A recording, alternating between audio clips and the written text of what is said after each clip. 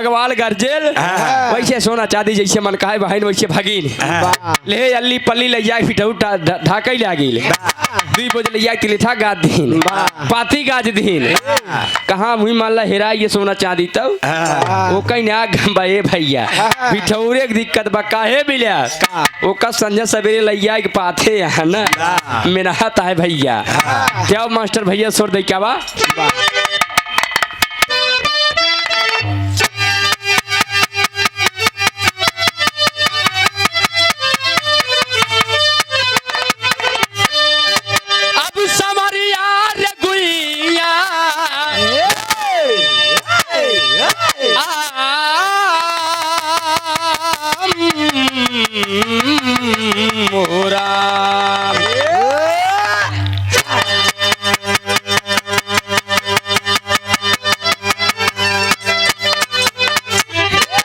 भगवान कन्हैया के बिरहा ज्यादा 15-20 मिनट के सब एकदम जागा तहाँ रोज लगान चलतवा भैया हो रथ से मनोरंजन लेना सब चल देते हाँ आवा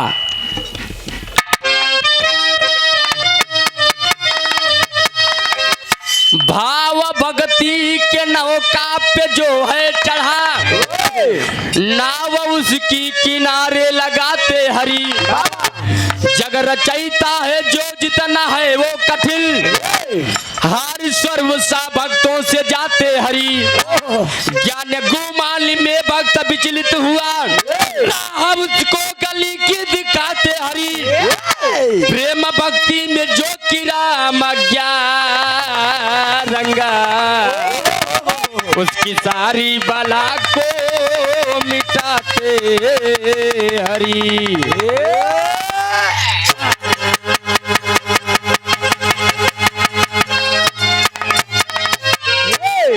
भैया हो अरे वो भैया भगवान कन्हैया की लीला या परम्पार जिन्होंने समय गोकुल की छोड़ के द्वारिका में आवत है भैया होत का मास्टर भैया का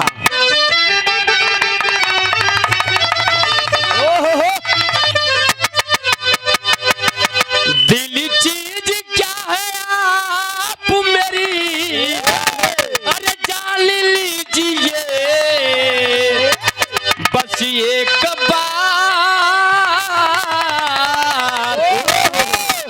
एक बार मेरा कहा अरे मान लीजिए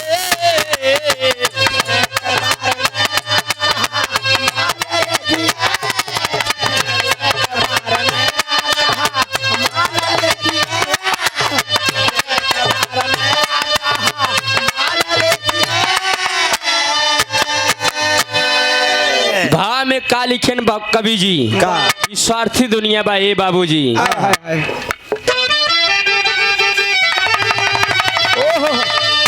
कि स्वार्थ में पूरा विश्व है जो सबको लचा रही है नयाप में रखा है कुछ नयाप में रखा है कुछ अरे मान लीजिए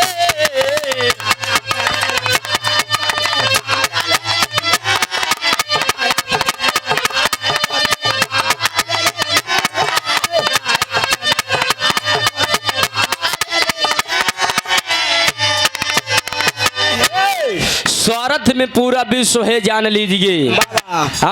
नयाप में रखा है कुछ मान लीजिए आगे कहना बा भैया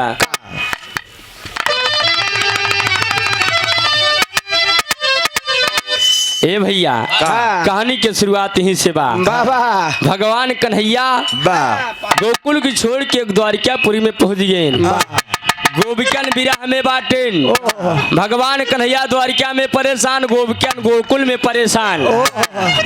हे भैया एक दिन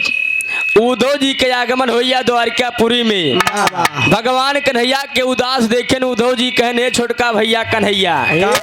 कहे देखत बाटी जब से गोकुल से आई बाटा तो हर मन हिया लागत होत क्या बा मास्टर भैया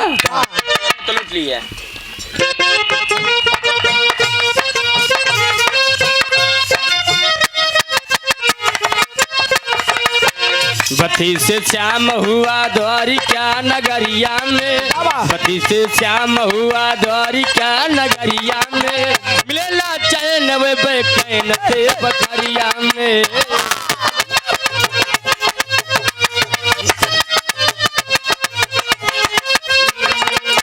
यदि गोपी का उन्हें सूल सा सताती है, यदि गोपी का उन्हें सूल सा सताती है, राधिका प्यार की सूरत नहीं भुलाती है।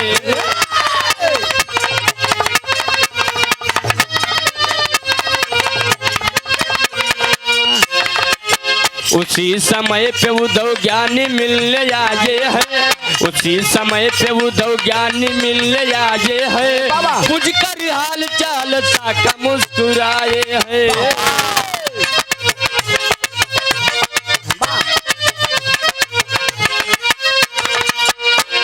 भैया हो का उद्धव जी आन कहने कन्हैया कौनो चीज के दिक्कत बात हो के ए द्वारिकापुरी में, वही समय भगवान कन्हैया बताए ए उद्धव भैया, ए उद्धव भैया, जब से गोकुल से आए बाटी हमका गोपिकन के याद, राधा के याद बड़ी सतावत बा, उनका इतना याद सतावत बा कि हम एकदम विरह में बाटी। कहा है कन्हैया फालतू बात जिन बोला, तो का उम्र से याद करत है, तो का हिया असर परत बा। कहा हम जात बाटी उनका ज्ञान बताऊ, प्रभु के भक्ति करे के कहा, तो हर जवन याद आवत बा सब छोड़ देंगे, काहे परेशान बाटे भुलाइए सब। ए भैया बड़ा ज्ञानी आदमी रहन उद्धव जी, जान लेन कि उद्धव जी का घमंड हो जाए अपने ज्ञान पे। चिट्ठी लिख के ए भैया उद्धव जी के दई देहन, उद्धव जी लई के चिट्ठी जौने समय गोकुल में आवत है वृंदावन में। ए भैया होत का बा मास्टर भैया एक लाइन तर्जबा,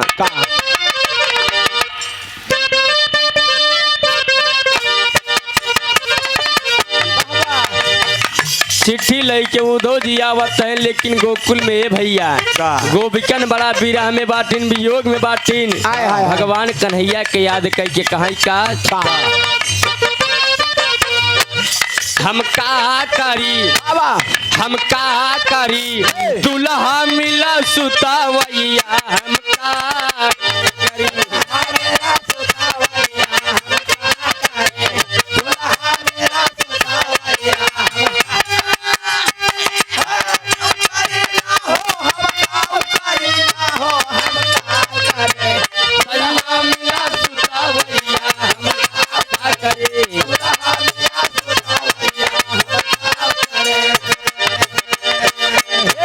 भाव में कहना बा गोपिकन विरह में बाटे, रोई रोई के कहा तैन भैया हम का करी, हम का करी चला गए बनवारी, हम का करी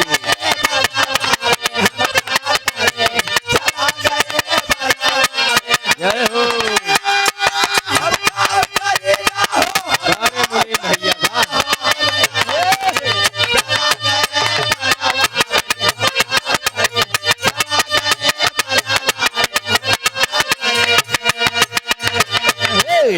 चला गए बनवारी, हम का करी ये कन्हैया, वादा कई के घर यहाँ 2-4 दिन में लौट के मथुरा से चला आऊ, लेकिन आज आवत ना आई बात, हमार गोपिकन हाल के बड़ा बुरा हाल बा। कहाँ का भैया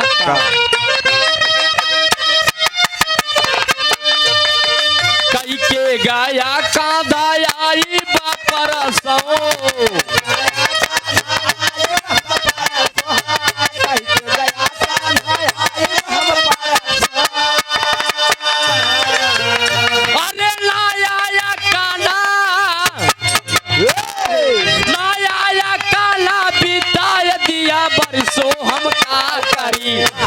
हम का करी लागी अब के करे डारी, हम का करी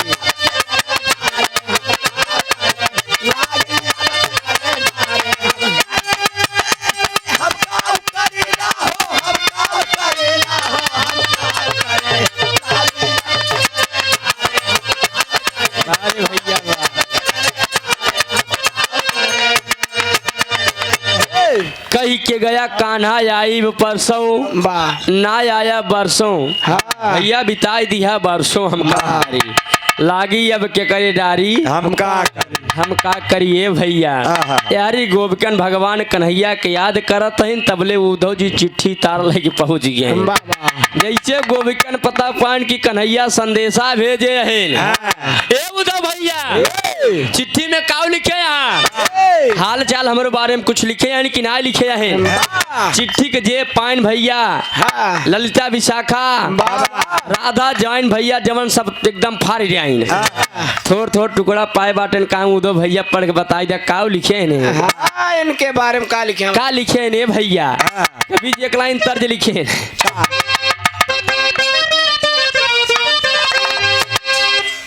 दिलीप भैया का प्रयागराज कुंभ मेला नहा गए दोनों परानी वही मेला में बिछड़ गए।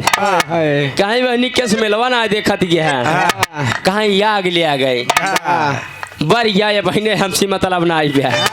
अरे कहीं बहनी देवी देवथाने आए इसका है बोलत गया कहाँ दोनों प्राणी आए रहे मोबाइल गिर गए कहाँ मोबाइल गिर गया बहुका कहाँ हेरी मेला देखी कपने दुल्हा खेरी कहाँ आग ले आ गए भैया। कवि जी लिखन का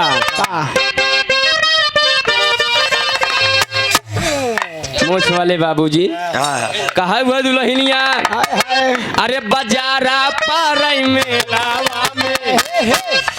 बाजारा पारई मेलावा में राजा ना बेटाइयो बाजारा पारई मेलावा में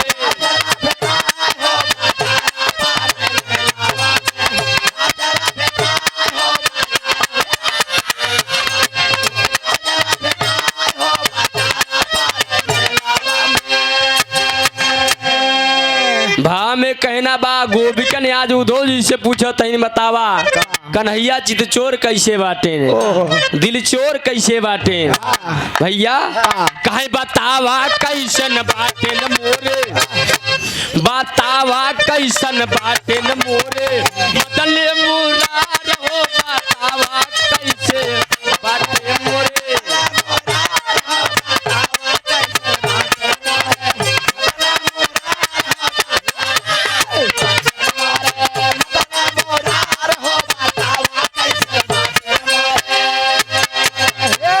बतावा कैसे बाटन मोरे मदन मुरार हो गोपिकन कहाँ है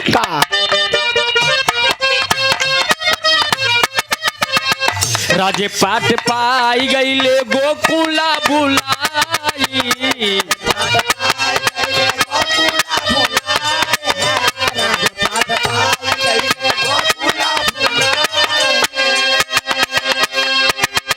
प्रेमावा बुलाई कैसे दिया ले कन्हाई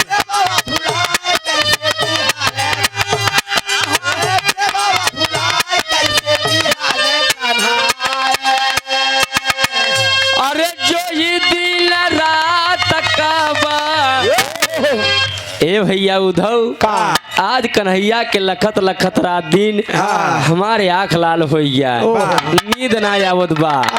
अरे जो ही दिन रात का बा आई है सरकार हो बतावा कैसन बाटे न मोरे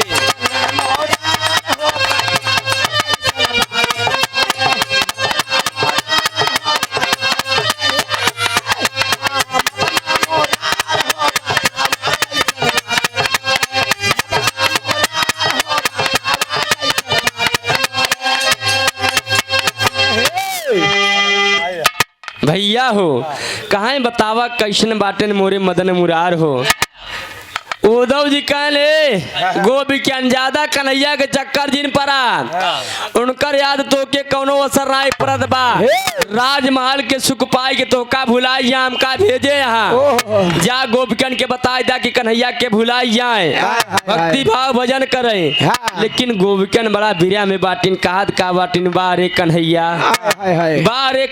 वादा कह के गया भुलाई गया और संदेशा ऐसा भेजे है उद्धव जी से कवि जी टेरी में लिखे बड़का भैया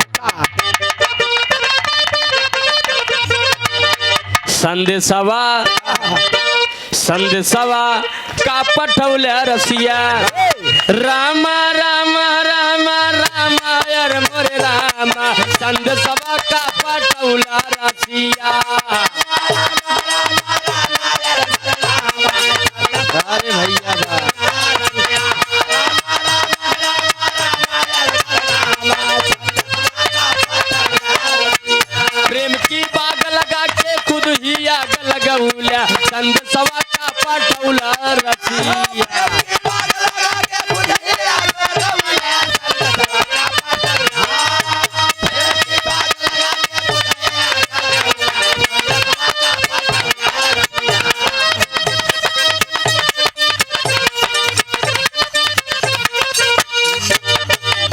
एक कन्हैया ऐसी बढ़िया संदेशा न भेजे होत्या, चिट्ठी न भेजे होत्या। आज हमके बड़ा दुख या पार बा, अपने चिट्ठी भेज के अपने आग लगाई दिया। ए भैया या कहना का बा मास्टर भैया विदेशिया में।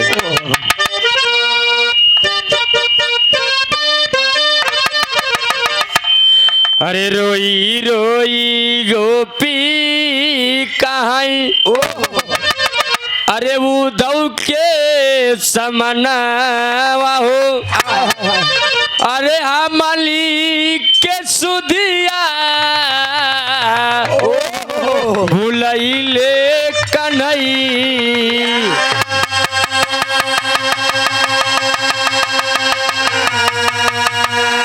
मीठी मीठी बतिया से अरे दिल में समाई गईले, अरे बिरही कटरिया चलवले कन्हई।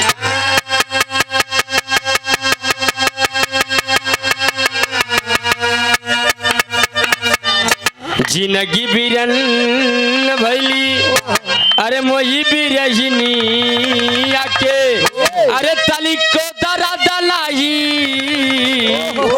जनले कन्हई।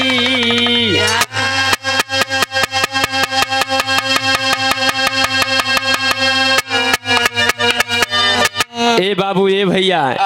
ईश्वर अंश जीव अभिनाशी भगवान कन्हैया अपन माया रच देहिन। आज गोपिकन बड़ा विरा में बाटीन बारे कन्हैया आज हमके बड़ा दुखी कई रहा। पहली बार लौट के ना आया हमके कोनो गमनाई रहन, लेकिन आज प्रेम तोड़े के बाद करते हां भैया हो। गोपिकन बड़ा उदास बाटीन, राधा एकदम पागल जैसे बाटीन।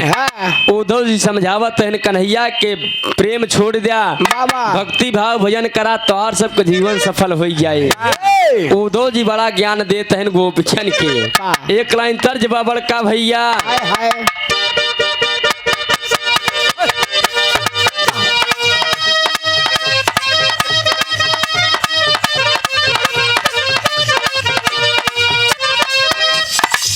सुगना बोलेला बसा वारिया न हो, सिया राम सिया राम।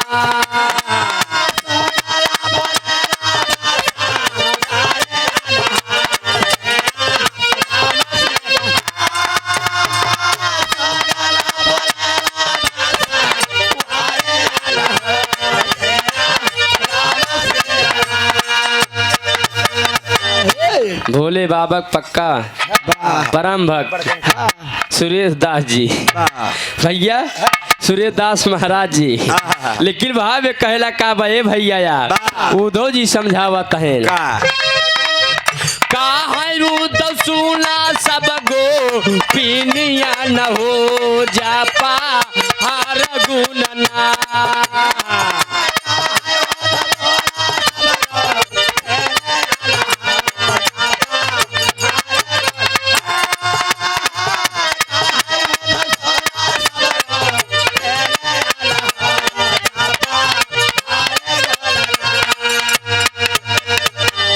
कहाँ का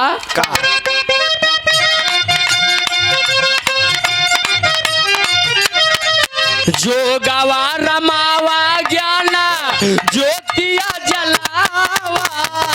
जो गवा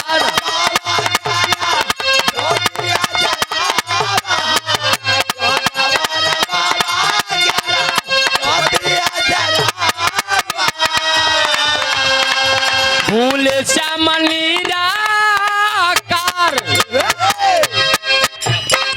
भूल श्यामली राकारा ध्यान वाला गावा।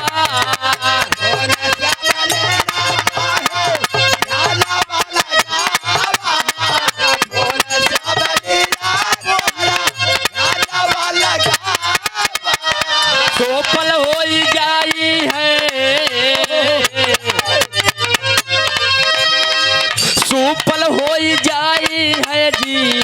जवानिया न हो जापा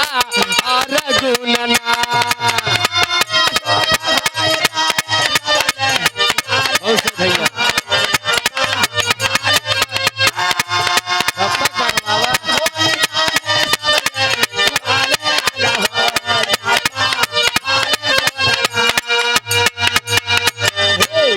आज देखा तहे विजयी भैया बैठा है, बाकी तो सब लेट गए। हाँ भैया जरूरी है, ये नहीं जागत जरूरी भी है। का भवा काम ना भवा महाराज गन भैया और हमारे बैठा थे चौपाई हेरा कौन चौपाई रही भैया बोला हो राम सरित बर दुल्हन सीते समझी दशरथ जनक पुनीत्या हमारे जानी अयोध्या कांड में बाना नहीं जब से राम ब्याह घरे आ लेते हो मंगल मोद बधाई। ये अयोध्या कांड में हेरे चक्कर में महाराज बाल कांड ले चालू कर 9 बजे तक खत्म हो अयोध्या कांड भैया पढ़ावे लागे ये मान ले हमसे आज से गलती भव तब बाल कांड दोबारा बैठा रहा बगली बैठा रहा 4 वाला ही पढ़त रहे 2 घंटा में खत्म हो गया 330 2 60 बारे भैया यहाँ 2 घंटा में सुंदर कांड ना खत्म हो बजे 62 भैया हो तो का करबे कहल जो है माँ दिमाग बड़ा खराब चलता है। अरे तो महाराज इस खराब बिल करा कि 6 घंटा क्यों ना है एक घंटा में ला गई। अरे जमन करे जब से राम ब्याह घरे आए नित्य एवं मंगल मोद बधाई मगन हो गए महाराज बालकांड पूरा छोड़ दे अयोध्या कांड से चालू हो गया। हम कहे मामा कै बजे बैठाया कहन 12 बजे कहन भाई ने 12 बजे बैठाए हम कहे हो सकत रथिया में बैठा हो अरे हम कहे का करिए यारिया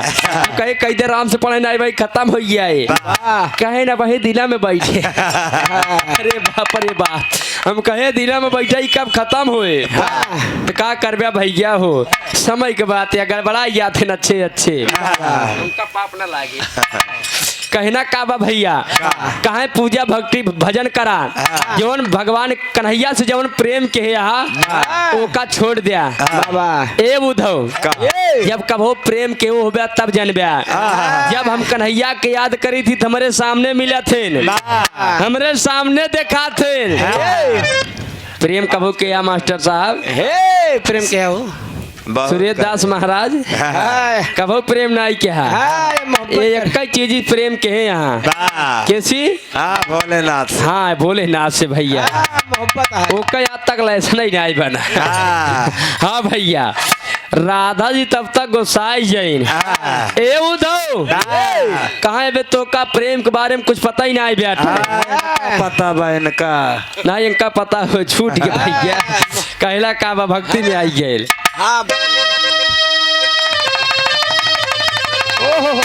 अरे तड़प के बोली राधा सुना बचनिया उद्धव ज्ञानी हो अरे तड़प के बोली राधा सुना बचनिया उद्धव ज्ञानी हो अब प्रेम बिना नीरस होले जीवन या उद्धव ज्ञानी हो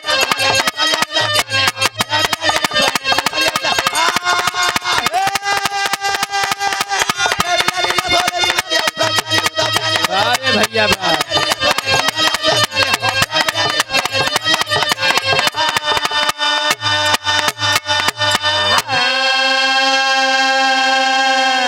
आज कम मिले बा परसों वाले दे दे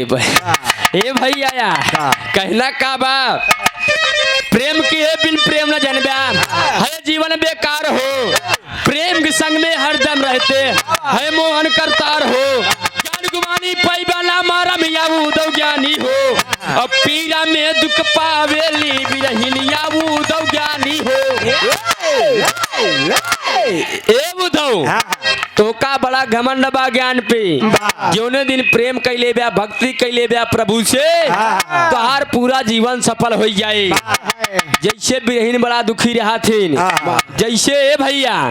कहा हमका बड़ा सुख मिला था जब कन्हैया के याद करी थी अथा पीरा रहा थे लेकिन हमका बड़ा सुख मिला था उद्धव जी कहे राधा जी बतावा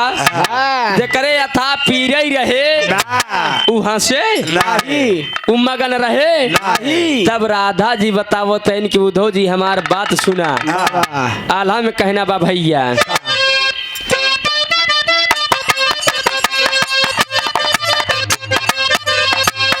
कहाँ रुद पीरा में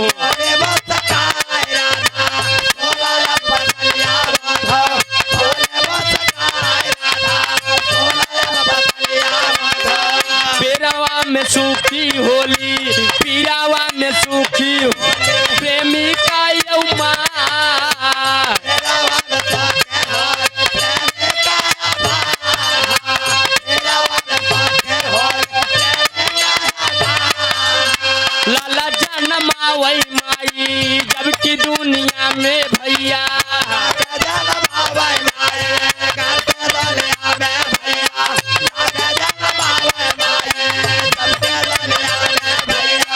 पीरावा पसार होला सुना बारिया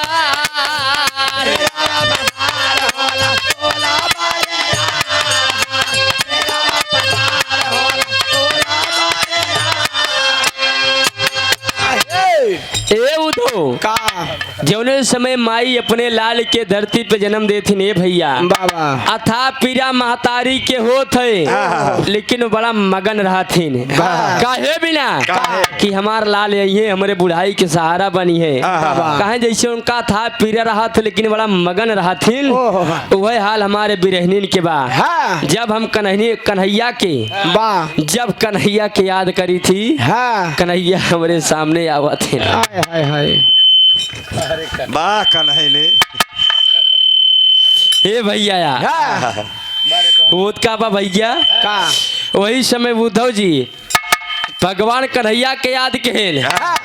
कहे प्रभु हवार हम घमंड तोड़ा अपन रूप जल्दी आवा हमका दर्शन दे होत का बा बड़का भैया अंतिम में कहे पड़ा भैया हाँ भैया मनई सुकुवार हो यहाँ शादी बियाह परथ रामचरित मानस श्यामचरित बैठाई दे है वाह ओहो ठेका दे के रात सोई है वाह भैया हो सुनिए ला सुनिए ए भैया का अब आवाज कहल जात बा एका पता लाई बा दुजले पढ़ा तहाँ सुंदर कांड कहे सुंदर कांड प्रारंभ मात्र 2 मिनट में खत्म कर दे सवेरे दादा आज पहुँचे कहल भैया के कहा था कई बार बैठे हाँ कहन भैया बड़ा मगन रहे कहन भैया रात जब सुनत रहे बड़ा मजा आई हम कहे बतिया कहबा कहे नाती पहली बार हम देखे है कि सुंदर कांड 2 मिनट में खत्म हो गया कहे अपने जिंदगी में पहली बार हम कहे बाबूजी ये पढ़ाता हूँ कोई गलती ना है घर मालिक की गलती भी है वो सुनत थोड़ी यहाँ सोवा तहाँ अरे जागे चाहिए कम कम बैठे चाहिए आ भैया बार दुनिया अंतिम में कहा पड़ा जब भगवान कन्हैया के नाम लेहन उद्धव जी आय के राधा के सामने बगल में बैठा है कहा कन्हैया गोकू द्वारिका को छोड़ के वृंदावन में का कराते हैं कहा उद्धव तो का पता ना बनाई सब सतवा हरदम हम रहती है याद हम कहूँ सताए बा जाय के राधा के चरण पे परे ने भैया उद्धव जी अंतिम में कहा पड़ा भैया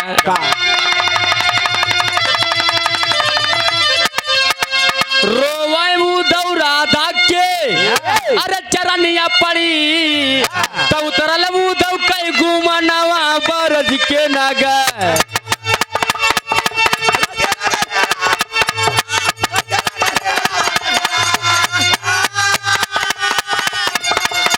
जन्म जन्म का साथ है हमारा तुम्हारा तुम्हारा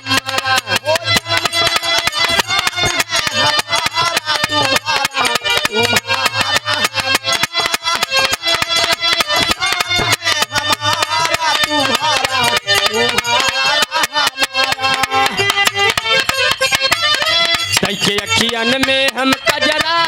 के ओरिया मरबे नजरा कोई का करी है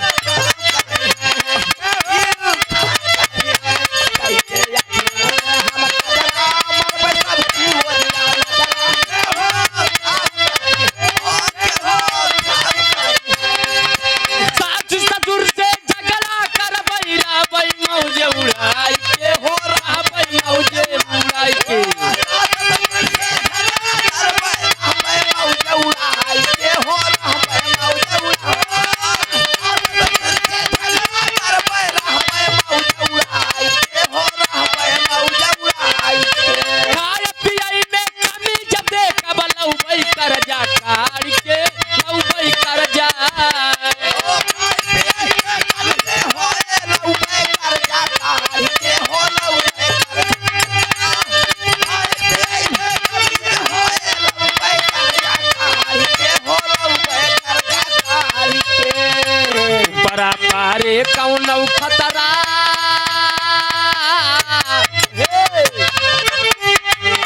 परा पारे कौन खतरा रुपया भेजे हमारा